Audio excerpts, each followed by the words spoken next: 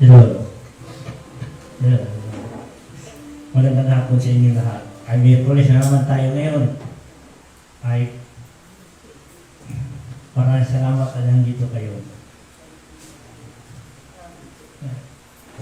Israel, maraming salamat din at dumating ka dito. Dahil ang lahat yan ay tayo ay mga sinugo ng Diyos.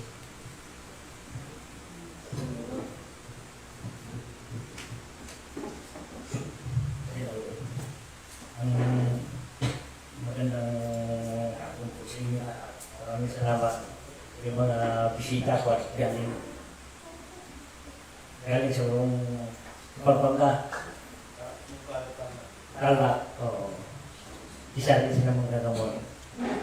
At sila din, sikat din sa paggagamot. Nandito sila at naging namasya sa amin.